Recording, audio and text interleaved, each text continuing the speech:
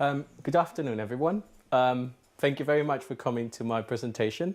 Let me introduce myself. I am Cesar Ramirez, and I am a lawyer working for an international law firm. Today, I would like to give you a general overview of the growing and really broad area of trademark law.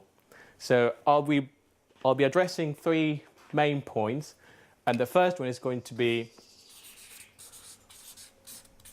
what we protect when we say trademarks, and what we actually mean by the word trademark.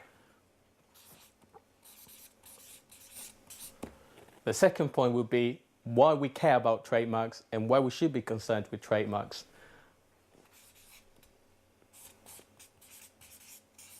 And finally, the last point is how we protect trademarks, how the law is concerned with trademarks, and how courts and judges protect trademarks. Excuse me. So let me just turn to my first point. What a trademark is a very important question, because that will determine whether or not we've got a claim and we've got a right. So the first thing to note is that a trademark is any sign that could be used by a trader to identify his or her goods from other traders, and at the same time to distinguish those goods from the goods of other traders. The concept of a sign has not always been the same, though. It's been changing over time, and it's actually being broadened and broadened as the time goes by. So in the beginning, for example, a trademark would just be used as an identifier. Nowadays, for example, a trademark can be used, for example, as the general appearance, as the persona, as the image, etc. of a general company. So the concept has actually been evolving and growing very, very steadily and fast over the past decades. The second question is why we protect trademarks. And over here, I would like to draw your attention to the fact and to the actual rationale behind the protection. And at the same time, I would like to talk about two main points here. The first one is consumers.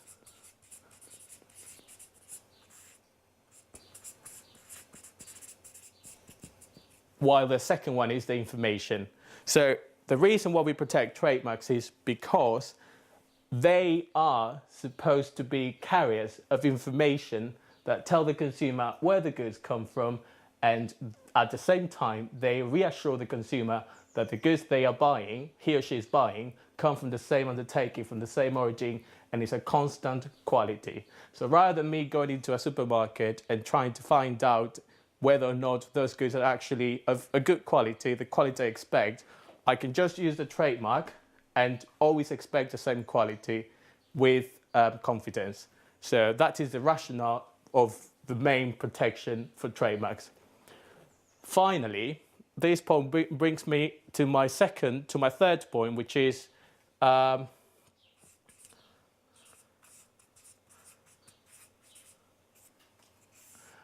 this brings me to my third point and last point, which is how we protect trademarks. And at this point, I would like to draw your attention to the fact that there is a very basic and at the same time very important principle in trademark law, which is confusion. We protect trademarks to the extent that there is confusion. What sort of confusion is consumer confusion? And that is